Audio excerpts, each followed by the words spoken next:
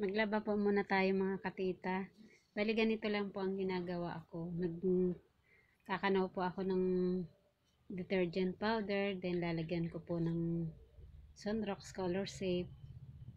At tutunawin ko pong mabuti bago ko ilagay ang mga damit. Bali ibababad ko lang po siya ng mga ilang minuto para naman po sa ganun ay lumambot ang mga dumi-dumi.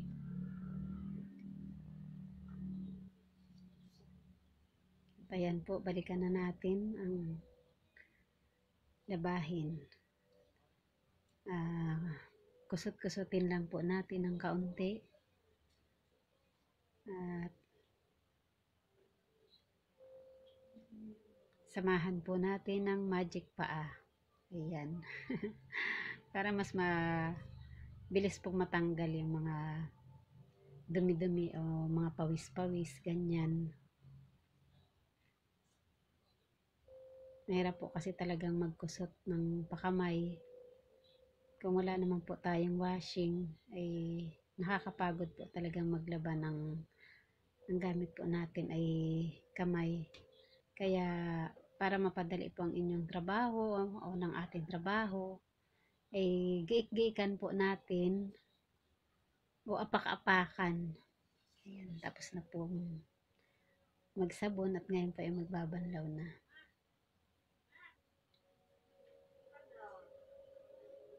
Bali, malinis naman po yung mga damit na yan. Pawis-pawis lang naman po. Kaya madalian po talaga ang aking paglalaba. At hindi naman po masyadong nakakapagod. Pero hindi naman po talaga ganyan kabilis. Siyempre po, pinas forward ko na po yan. Kaya, ayan. Mas maganda po kasi yung binababad ng konti. Para mas mabilis daw pong matanggal ang dumi. Shoutout nga po pala sa aking mga subscriber.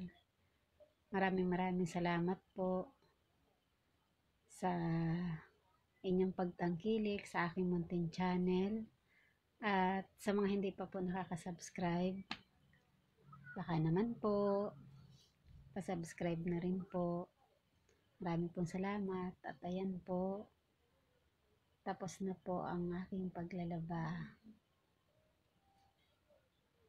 Maya-maya lang po ay magsasampay na tayo.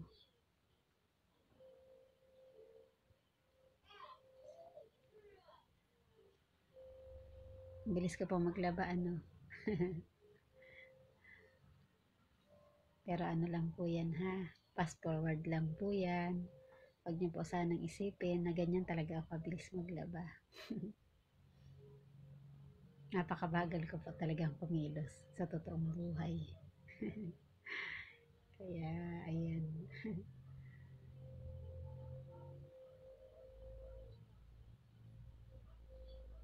Linis-linis po ang